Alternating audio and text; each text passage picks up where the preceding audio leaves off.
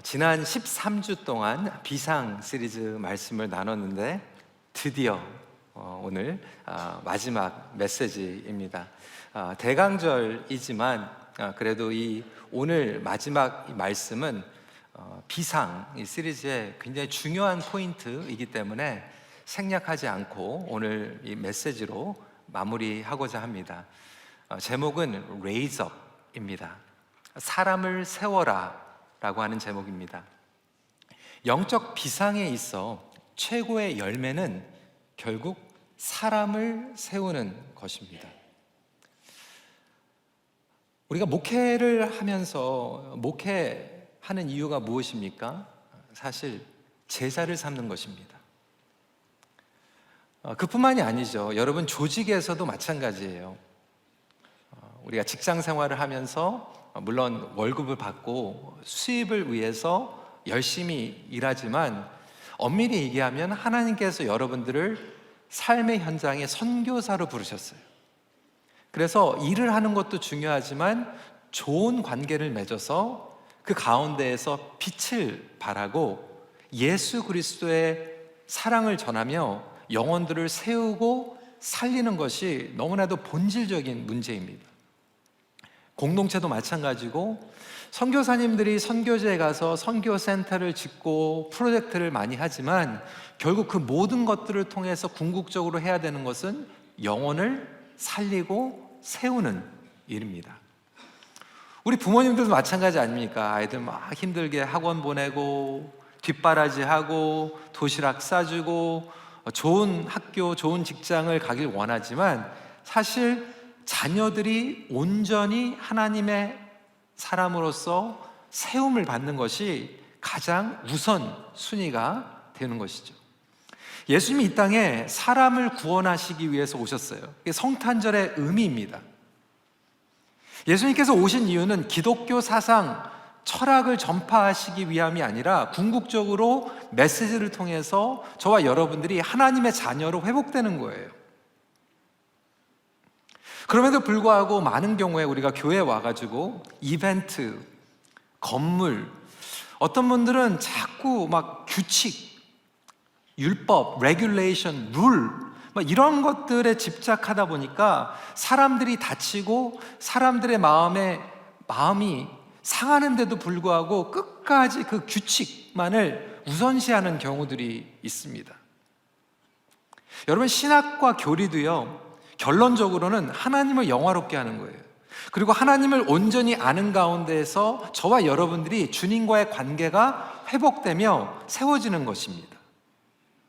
그래서 성경을 보면 하나님께서는 사람을 통해서 역사하세요. 그리고 지금도 사람을 통해서 하나님의 나라가 확장이 됩니다.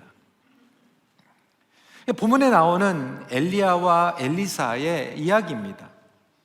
그러니까 엘리야도 세상을 떠나기 전에 엘리사를 세웁니다. 엘리사만 세운 게 아니라 각 처소를 보면 그의 제자들이 이미 세워져 있었어요. 말씀에 보니까 베델에도 선지자 제자들이 있었고 여리고에 가도 선지자 제자들이 있었어요. 오늘 본문만 봐도 7절에 50명 이상의 제자들이 이미 세워진 것을 보게 됩니다. 그 50명의 제자들은 엘리야와 엘리사의 사역을 보면서 따랐던 제자들도 그렇게 이해가 되고 있습니다. 엘리야는 탁월한 지도자니까 사람을 세웠지라고 생각하지만 절대로 그렇지 않습니다. 예수님께서는 저와 여러분 모두에게 사람을 세우라고 말씀하셨어요. 마태복음 28장 19절에 보면 너희는 가서 모든 민족을 제자로 삼아. 그 너희는 저와 여러분들입니다. 모든 민족으로, 아프리카로도 가고 중동으로 가고 중국으로 가서 모든 민족을 삼아 제자를 삼는 것도 중요하지만 사실 여기에서도 제자를 삼는 게 필요하고요, 직장에서도 제자를 삼는 것이 필요하고 가정에서도 제자를 삼는 것이 필요한 것이죠. 그래서 우리가 비상 시리즈 엘리베이트, 저와 여러분들이 영적으로 성장하고 성숙하는 이 비상도 중요하지만 그것을 뛰어넘어서 사실 내 주위에 있는 사람들이 클 수 있도록, 그들이 엘리베이트 될 수 있도록 한 단계 더 나가는 것이 마지막 최고의 포인트입니다. 그렇다면 우리가 사람을 세우는 것, 어떠한 것을 의미하는가에 대해서 오늘 말씀을 나누고자 합니다. 첫 번째로 기억해야 되는 것은 뭐냐면, 남을 세울 때 자신이 가장 많이 성장합니다. 북미의 아주 유명한 기독교 교육자, 학자였던 하워드 핸드릭스 교수님이 계세요. 달라스 티올로지컬 세미너리에서 기독교 교육으로 유명하신 분입니다. 이분이 쓰신 책 가운데에서 정말 최고의 책, Teaching to Change People's Lives라고 하는 책이 있는데요, 결국 사람들을 바꾸는 교육이라는 내용이에요. 그러면서 이 하워드 핸드릭스 교수님이 얘기한 게 뭐냐면, 결국 저와 여러분들이 다른 사람들을 가르칠 때 제일 많이 배운다는 거예요. 그러니까 다른 사람들을 세울 때 어떻게 보면 좀 이기적인 것 같지만 내가 철이 듭니다. 내가 성장하게 돼요. 우리 부모님들도 그렇지 않습니까? 자녀들을 키우다 보면 내가 철이 들어요. 우리 목자 목녀들도 사실 교회에 책임이 맡겨졌기 때문에 목장을 감당하신 분들도 있겠지만, 엄밀히 보면 하나님께서 여러분들을 사랑하시고 여러분들이 제자되게 만들기 위해서 여러분들에게 그 목장을 맡기시는 거예요. 그래서 그 영혼들을 먹이고 기도하고 이끌다 보면 어느새 모르게 여러분들이 성장해 있는 것이죠. 그럼에도 불구하고 우리는 그렇게 사람을 세우는 거에 인색할 때가 많이 있습니다. 그러다 보니까 나의 성장이 멈추게 돼요. 벽에 부딪히게 돼요. 나의 실력과 나의 경험에 머물게 됩니다. 아주 대표적인 예를 들을게요. 여러분, 미국에서 헤니 포드 이름은 다 들어보셨을 거예요. 자동차, 그 포드 자동차를 설립한 헨리 포드의 이야기입니다. 그는 정말 위대한 비전을 가지고 있었어요. 그러니까 자동차 상업에 있어서 혁명적인 발전을 일으킨 인물입니다. 1903년도에 포드 자동차 회사를 설립했어요. 그림 보시면 나오겠지만, 이 포드 자동차를 설립하면서 어떤 비전을 가지고 있었냐면, 부자들만 자동차를 운전하는 게 아니라 평범한 미국인들, average 아메리칸들이 다 쉽게 자동차를 소유하면 좋겠다라고 하는 비전을 가졌어요. 그래서 좋은 재료를 사용하지만 아주 심플한 디자인, 그리고 낮은 가격을 책정해서 부자가 아닌 보통 사람들도 자동차를 쉽게 구입해가지고, 미국 땅이 얼마나 넓습니까? 그 넓은 땅을 가족들과 함께 운전하면서 크리스찬이었어요. 그래서 하나님께서 만드신 그 넓은 땅을 누리면서 즐거운 삶을 살아갈 수 있도록 비전을 가졌어요. 그래서 1914년, 11년밖에 안 됐는데 이 포드사는 미국에서 사용되는 자동차 전체의 50%를 생산했어요. 상상이 되십니까? 50%의 미국 사람들이 포드 자동차를 타고 다녔어요. 어마어마한 겁니다. 그런데 문제는 그 다음이었어요.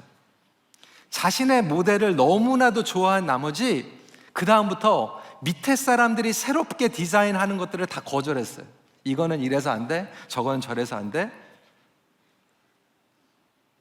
그러면서 마이크로 매니징 하기 시작했어요. 그러면서 20년 동안 자기 한 가지 모델만 고집하다가 결국 경쟁사에게 밀리면서 주도권을 빼앗기고 말았습니다. 자기를 뛰어넘지 못한 실패의 이야기가 되어 버렸습니다. 여러분, 저와 여러분들에게는 항상 한계가 있어요. 나 혼자 배우기에는 부족합니다. 그래서 하나님께서는 저와 여러분들에게 사람을 붙여주시는 거예요. 때로는 속을 새기기도 하고 나와 다르기도 하고 내 생각과 나의 기대치에 다른 것 같지만 사실은 그들을 양육하면서 내가 가장 먼저 성장하게 됩니다. 우리 강준민 목사님은 이렇게 얘기했어요. 탁월한 가르침은 탁월한 배움에서 시작이 된다. 그러니까 내가 배워야지 가르칠 수 있거든요. 그리고 가르치면서 또 배우게 됩니다. 마르틴 하이데거는 이렇게 얘기했어요. 교사가 그의 제자보다 더 나은 점은 그들보다 배울 것이 더 많다는 사실, 즉 배우도록 하는 법을 배워야 한다는 사실 단 하나이다. 교사들은 제자들보다 더 잘 가르침을 받을 수 있어야 한다. 저는 우리 교회 저력이 여기 있다고 생각해요. 목자, 목녀로 세워지고 제자 양육을 받으면 제자 양육을 하게 되고 결국 그것을 통해서 엄청난 영적인 비상을 하게 되는 것이죠. 그뿐만이 아니에요. 성품의 성장입니다. 내가 사람이 돼요. 제가 지금도 기억이 나는 게요, 제가 큰빛교회에서 첫 번째 사역을 시작했어요. 인턴으로 30년 전의 이야기입니다. 그때 렉스데일에 이제 저희 큰빛교회가 자체 건물을 처음 갖게 되면서 이제 이면수 목사님께서 열정적으로 목회를 하시니까 막 성도들이 정말 다른 교회에서도 많이 오기 시작했어요. 근데 요즘은 우리 부모님들이 자녀들 항상 우선으로 교육을 하다 보니까 교회 와도 그냥 함부로 안 옮기고 아이들한테 먼저 물어보잖아요. 아이들이 좋아하는 교회로 가잖아요. 근데 그때는 우리 부모님들이 애들한테 별로 안 물어봤던 것 같아요. 애들은 오고 싶지 않았는데 부모들이 그냥 교회를 옮겼어요.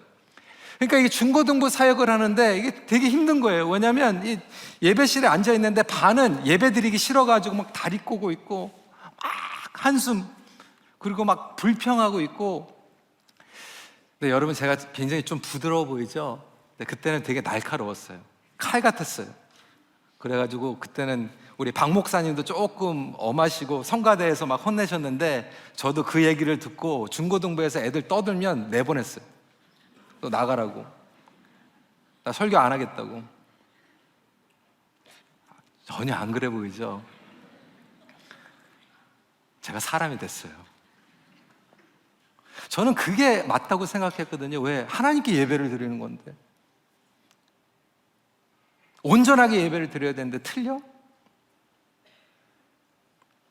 그런데 1년을 사역하고 2년을 사역하고 청소년 사역을 10년을 하다 보니까요, 그거보다 더 중요한 게 있더라고요. 아이들을 품어주는 거였어요. 근데 아이들을 품어주다 보니까 제가 사람이 되더라고요. 아직 멀었지만 지금도 되어가고 있어요. 그때 그게 전부라고 생각했는데 지금 보니까 그게 다가 아닌 거예요. 제가 미국에 갔다가 돌아와가지고 지금 그 친구들, 제가 예배 시간에 쫓아냈던 그 친구들이 지금 EM에 안수집사들 다 됐어요. 양육할 때 내가 철이 듭니다. 우리 교회에서도 사실 제자 양육, 양육자들이요 가장 철이 듭니다. 교사들 합은요 정말로 속상할 때 얼마나 많이 있습니까? 목자, 목녀들이 때로는 속상할 때 있어요. 정말 다 온다고 해가지고 음식 준비 다 했는데 10분 전에 문자 와요. 전화도 아니에요. 문자로. 미안해요. 오늘 못 가요. 얼마나 뚜껑 열립니까? 그만두고 싶을 때도 얼마나 많이 있어요. 그럼에도 불구하고 하나님께서는 우리를 세우기 위해서 끊임없이 사람들을 붙여주신다라고 하는 것이죠. 그러면서 우리에게 다시 한 목적을 주시면서 일어나게 합니다. 그러니까 엘리야가 영적 침체를 경험했는데 하나님께서는 엘리사를 키워야 되지 않겠냐, 엘리사를 돌아가서 세워라 라고 하는 목적을 분명히 주시니까 엘리야가 그 엘리사 때문에 일어나게 됩니다. 때로 우리 부모님들이 정말로 힘들다가도 자식들 생각하고, 또 우리 리더들이 정말 힘들다가도 목원 식구들 생각나니까 다시 일어나잖아요. 하나님의 축복입니다. 그래서 그들을 통해서 내가 성장하는 거예요. 또한 사람을 세운다라고 하는 것은 양육뿐만이 아니라 다른 사람들을 존중해 주는 것을 의미합니다. 여러분, 저희 교회 우리 교구 목사님들, 부목사님들 얼마나 팀워크가 잘 됩니까? 정말 탁월해요. 너무나도 열심히 사역을 잘 하십니다. 그래서 제가 이제 집회를 가든지 뭐 선교지를 가든지 하게 되면 이제 주일 설교를 뭐 외부 강사에게 주로 맡기는 게 아니라 저는 우리 교구 목사님들께 맡깁니다. 그런데 우리 교구 목사님 나보다 설교 더 잘하면 어떡하지? 그래가지고 주일날 설교하는데 갑자기 토요일날 저녁에 전화해가지고 목사님 설교하세요. 설교 망쳐라. 잘 못하면 그래도 역시 목사님 좋지 뭐 이렇게 생각하지 않죠. 우리 목사님들 설교하면 제가 수개월 전에 미리 알려드려요. 본문까지 알려드리고, 목사님 준비 잘 하십시오. 목사님들이 설교 잘하면 교회가 좋은 거예요. 여러분들이 은혜 받는 거예요. 그리고 우리 교회가 올라가는 거예요. 제가 내려갈까요? 아니에요. 하나님이 먼저예요. 그리고 교회를 세우는 게 먼저예요. 이번에 다니엘 기도회 하면서 사실 제가 여러분들께도 약속했죠. 우리 교회에서 하기 때문에 제가 안 서겠다고 얘기했어요. 그리고 첫날부터 끝까지 제가 한 번도 안 올라왔어요. 이웃교회에 있는 목사님들 다 세웠어요. 새로 부임한 목사님들 다 세웠어요. 일부러 그분들 올려드리려고. 그분들이 교회 성도들하고 오기 때문에. 정말로 한 번도 올라오지는 않았는데 딱 끝나고 나서 보니까 그 목사님들이 너무나도 세워지고 교회들이 든든해지고 그러면서 우리 교회가 복받더라고요. 사실은 우리가 내려가는 게 아니에요. 우리는 자꾸 다른 사람들을 깎아내려야지 내가 올라간다고 생각해요. 그건 세상적인 방법이에요. 조금만 잘못하면 지적하고 정말로 귀중한 기회가 있는데도 불구하고 거기에서 깎아내리고, 정말로 여러분들이 올라간다고 생각하십니까? 아니에요. 뒤에서 욕합니다.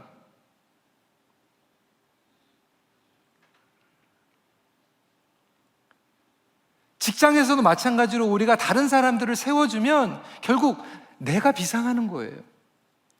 함께 일하는 사람들을 비상이 되면 우리 공동체가 함께 비상되는 거예요. 나만 잘한다고 되는 게 절대로 아닙니다. 우리 다음 세대도 마찬가지 아닙니까? 제가 2세 목회하면서 제일 마음이 아팠고 기분 나빴던 게 그거예요. 우리 1세 목사님들이 가끔 그런 얘기 하셨거든요. 다는 아니지, 가끔 1세 목사님들이 2세 목사들은, 2세들은 헌신이 약하다,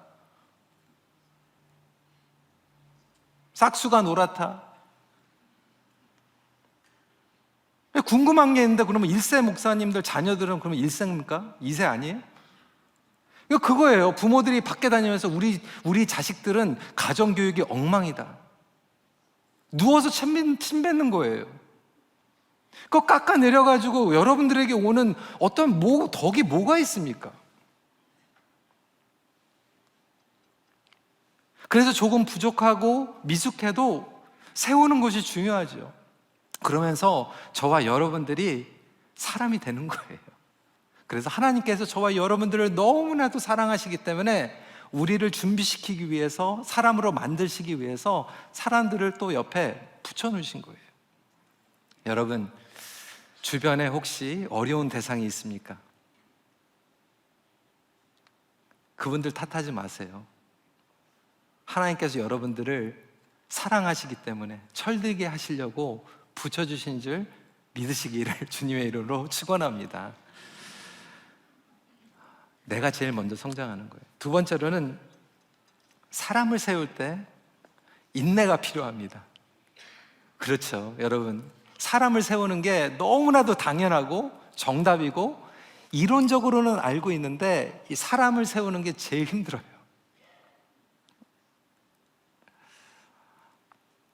아까도 말씀드렸지만 우리 목자 목녀들이 사람을 세우는 데 있어서 얼마나 힘들 때가 많이 있습니까? 속이 뒤집힐 때가 한두 번이 아니에요.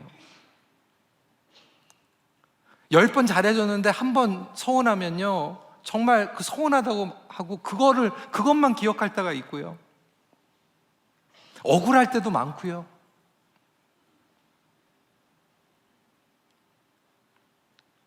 하나님께서 저와 여러분들에게 요구하시는 것은 인내이죠. 그뿐만이 아니에요. 우리가 주위에 사람들을 세울 때 아무나 세우면 안 되잖아요. 자질을 봐야 되는데 하나님께서도 자질을 보십니다. 가장 중요하게 보시는 자질이 뭐냐면 인내와 겸손함이에요. 어떤 사람을 세워야 되는가? 엘리야는 엘리사를 세웠죠. 결론적으로 하나님께서 엘리사를 세우신 거예요. 근데 엘리사가 가지고 있었던 자질이 겸손함과 인내였습니다. 어떻게 보면 이 인내가 최고의 내공입니다. 이제 올해 우리 시니어 수양회가 있었기 때문에 나름대로 이제 한국에 가가지고 이 시니어에 대한 책들을 좀 사가지고 좀 읽었는데, 한국에서 베스트셀러였던 책 중에 나이가 들었다는 착각이라고 하는 책이 있어요. 그래서 그 책을 이렇게 쭉 보는데 거기에서 이런 얘기를 하는 거예요. 장자의 달생편에 나오는 이야기예요. 옛날에 이제 중국의 주나라 이야기인데, 이 주나라 왕이 닭싸움을 굉장히 좋아했대요. 닭싸움이 뭔지 여러분, 이거 닭싸움 말고 닭들 붙여놔가지고 싸우게 하는 게 있었대요. 근데 이 닭싸움이 그때는 그게 유행이었나 봐요. 그래서 그걸로 도박도 하고, 이 주나라의 왕이 닭싸움을 너무나도 좋아해가지고 자기가 가지고 있는 이 닭이 싸움 닭으로 잘 훈련받을 수 있도록 전국의 최고로 유명한 기성자라고 하는 이 조련사를 하여해가지고 자기 싸움 닭을 훈련을 시키기 시작했습니다. 최고로 싸움을 잘하는 닭으로 만들어 달라고 부탁한 거예요. 보냈어요. 열흘 동안 기다렸습니다. 혹시 자신의 닭이 출전할 준비가 됐냐라고 물어봤더니 조련사가 아직 멀었습니다 그러는 거예요. 왜 멀었냐고. 이 닭이 세기는 한데 자기가 최고인 줄 아는 교만함이 철철 넘쳐가지고 멀었다는 거예요. 그러냐고. 열흘 또 기다렸어요. 열흘 기다리고 이제 출전시켜도 되는가 그랬더니 아직 안 된다는 거예요. 왜 안 되냐고. 그러니까 이 교만함도 문제지만 문제가 이 무분별해가지고 다른 닭이 울기만 하면 즉시 반응을 해가지고 가가지고 공격을 하다가 공격을 오히려 당한다는 거예요. 인내심을 길러야 된다는 거예요. 얼마나 답답하니까 열흘 또 기다렸어요. 이제 출전해도 됩니까? 물어봤더니 아직 덜 됐다는 거예요. 왜 또 덜 됐냐고. 그러니까 이 눈초리가 감정 표현을 조절을 못 해가지고 그냥 막 화낸 모습을 막 보내니까 다른 닭들이 막 덤빈다는 거예요. 그래가지고 이거 뭐 이렇게 너무 힘든가. 근데 40일째 되는데 이 조련사가 오더니 저기 마당에 한가롭게 그냥 지나가고 있는 닭을 보더니 저 닭이 진짜로 잘 싸울 수 있는 닭이라는 거예요. 뭐가 그러니까 저 닭이 소리도 안 지르고 덤벼들어도 반응도 안 하고 허점을 보이지도 않고 동요하지도 않고, 그러면서 오히려 그 인내심을 가지고 상대방을 제압할 수 있는 내공을 가지고 있다는 거예요. 저는 그 내용을 들으면서 굉장히 공감이 됐어요. 왜냐하면 저와 여러분들은 얼마나 하루에 12번씩 왔다 갔다 합니까? 업앤다운 일어나고, 누가 한마디 하면 그냥 막 화가 나고 뚜껑이 열리고 속이 타고, 누가 한마디 하면 정말 그만두고 싶고. 여러분, 다른 것들은 모르지만 사람을 세우고 사람을 만드는 거는 하루아침에 안 돼요. 우리 엄마 아빠들 아이들 속삭인 거 생각하면 하루 12번은 그냥 막 당장 뛰쳐나가고 싶잖아요. 선교사님들도 마찬가지 아닙니까? 그래서 사람을 세울 때는 가장 중요한 자질이 뭐냐면 인내예요. 인내. 여러분들, 하나님께서 여러분들에게 지금 인내를 훈련시키고 있다라면 끝까지 승리하시길 주님의 이름으로 축원합니다. 어떤 분들은 그렇게 기도하다, 하나님 저에게 인내심을 주시옵소서, 당장 주시옵소서, 하루속히 인내함을 주시옵소서. 하나님께서 근데 인내하게 만드시잖아요. 여러분, 엘리사는요 인내의 자질을 가지고 있었어요. 엘리야가 곧 떠날 것을 알고 있었어요. 근데 길갈에서 베델로, 베델에서 여리고로, 여리고에서 요단으로 인내심을 가지고 따라가는데, 사실 다른 제자들은요 이미 자기 일을 챙기고 있었어요.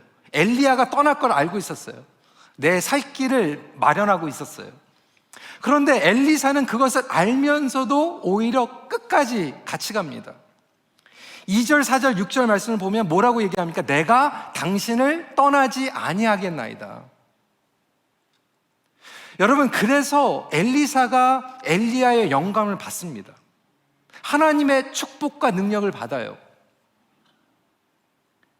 여호수아가 모세를 떠나지 않았기 때문에 능력을 받습니다.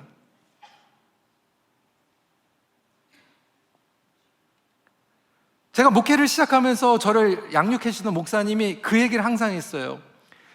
두리번 거리지 마십시오. 기웃거리는 목회자가 되지 마십시오. 목회자뿐만이 아니에요. 여러분, 두리번 거리지 마세요. 신앙생활하면서 뿌리가 안 내려져요. 그런데 이 교회뿐만이 아니라 직장도 마찬가지입니다. 여러분, 때로는 하나님께서 부르시면 이직해야 됩니다. 비즈니스를 바꿀 때도 필요합니다. 근데 어떤 분들은 정말로 하나님 앞에 사명 없이 내가 그냥 잘 먹고 잘 살기 위해서 툭 하면 옮겨 다녀요. 아까도 말씀드린 것 같이 하나님께서 여러분들의 직장에 선교사로 부르셨거든요. 몇 주 전에 간증했지만 우리 EM의 한 자매가 정말로 같이 일하고 있는, 수년 동안 일했던, 관계를 맺었던 자매가 모슬람 자매인데 어려운 일이 생기니까 그 자매를 교회로 데리고 오고 교회에서 복음을 듣게 하고 복음을 듣는 가운데에서 예수님을 인격적으로 만나는 놀라운 역사가 일어났어요. 그게 그 직장에서의 관계를 통해서 일어나게 됩니다. 하나님께서 여러분들을 그곳에 부르신 거예요. 그 사명을 잊어버리지 않고 툭 하면 레퓨테이션도 안 좋게 자꾸 막 옮겨 다니면요, 저도 이제 토론토 이 바닥이 좁잖아요. 우리 성도님들 일하시는데 가끔 갈 때가 있습니다. 근데 어떤 데 가면요, 그 집사님 정말 좋아요. 그 얘기 들으면요 정말로 자랑스러워요. 근데 어떤 데 가면요, 그 집사님 얘기도 안 하고 그냥 탁 그만두고 딴 데 가버렸어요. 정말 덕이 안 돼요. 이런 얘기 들으면요 너무 미안해요.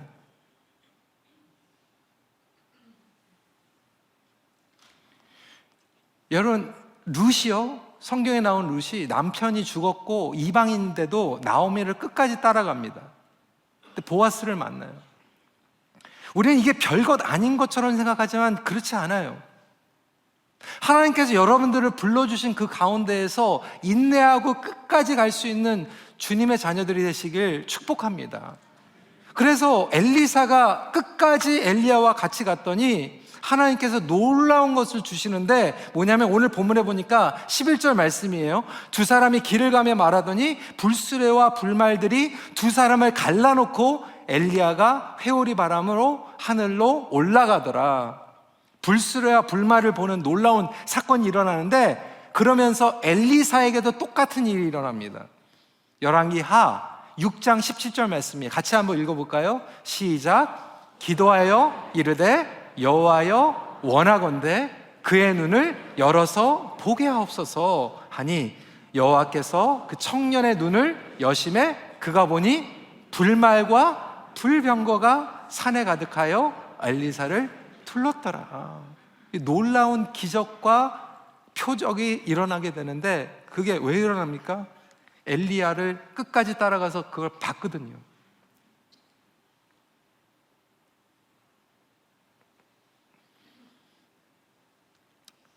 여러분, 옆에 계신 분들과 이렇게 좀 같이 얘기했으면 좋겠어요.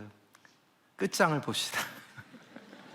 그러니까 막말이 아니라 끝까지 가자는 얘기예요. 끝까지.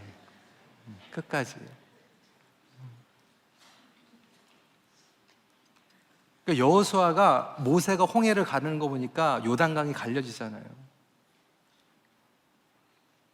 저는 우리 자녀들이요, 우리 부모님들에게 좀 그거를 배웠으면 좋겠어요. 인내하는 것. 근데 좀 굉장히 좀 우려가 되는 건 뭐냐면, 요즘 특히 우리 젊은 부모님들이 아이들 위주로 하는 건 되게 좋은데, 그러다 보니까 조금만 힘들면 계속 바꿔버려요. 심지어는요, 학교도 계속 전학 갑니다. 수번을 전학을 해요. 교회도 막 바꾸고요, 친구도 바꿔주고요, 다 바꿔줘요. 근데 내가 쭉 지켜보니까요, 걔네들은요 인내를 훈련할 수가 없어요.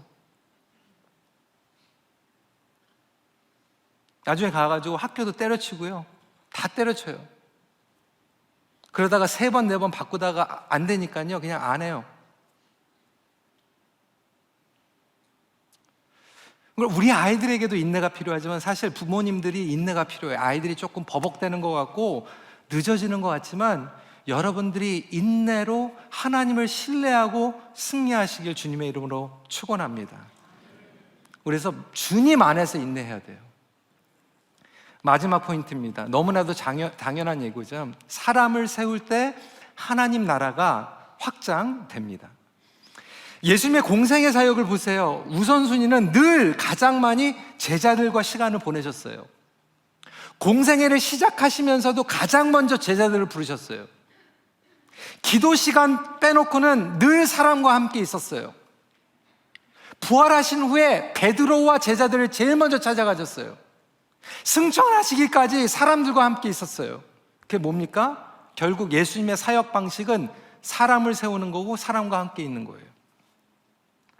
여러분, 선교도 마찬가지고 인생도 마찬가지고 결국 사람입니다. 여러분 삶 가운데 성공적인 삶, 열매 맺는 삶, 그거 어떻게 점검합니까? 여러분 주위에 사람이 있는가? 사람을 남겼는가?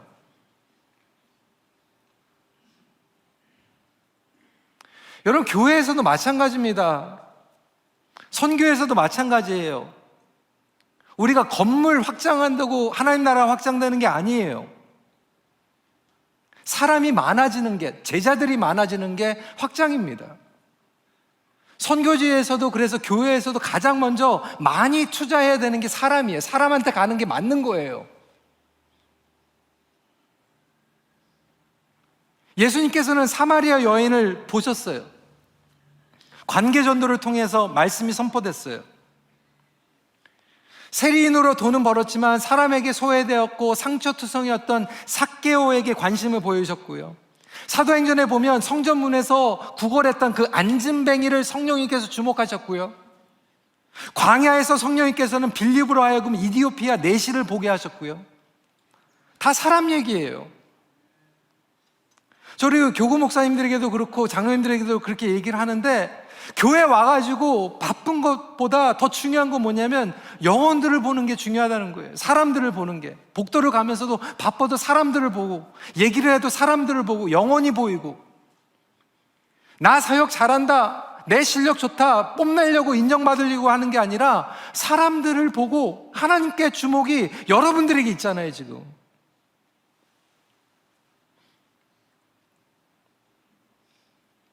엘리사가 갑절에 영감을 받은 것도 결국 하나님 나라의 확장이었어요. 그리고 예수님께서 제자들에게 하신 말씀도 파격적입니다. 뭐예요? 요한복음 14장 12절에 내가 진실로 진실로 너에게 이르노니 나를 믿는 자는 내가 하는 일도 그도 할 것이요, 그 다음에요 뭐라고요? 또한 그보다 큰 일도 하리니 이는 내가 아버지께로 감이라. 저희들 잘나게 하려고 큰일을 하는 게 아니잖아요. 왜? 하나님 나라의 확장을 위해서 큰일을 하게 성령님의 놀라운 기름 부으심이 임하는 거예요. 하나님께서 저와 여러분들을 사랑하시고 기름을 부어주실 때는 그 목적은 하나님 나라의 확장이에요. 예수님보다 오히려 더 큰 일을 할 수 있도록. 그래서 팀워크가 필요한 거예요, 여러분. 사람을 세우는 게 결국 하나님 나라의 확장이라는 거예요. 제가 몇 주 전에 팀워크에 대해서 얘기했지만, 여러분, 때로는 우리의 그릇이요, 부족할 때가 있잖아요. 누구는 정말 10부장으로, 누구는 50부장으로, 누구는 100부장으로, 누구는 1000부장으로 이 그릇 사이즈를 가지고 있는데, 저는 그릇이 어느 정도 될까? 여러분들께서 인심 써가지고 그래 1000부장, 그럼 제가 1000부장의 그릇이에요? 우리 교회 다운타운, 업타운 아이들까지 해가지고 4000명인데 저는 못 담아요. 하나님께서 주신 축복은 무엇입니까? 또 다른 1000부장, 또 다른 100부장하고 같이 가면 담는 거예요. 그분들을 세워야 되는 거예요.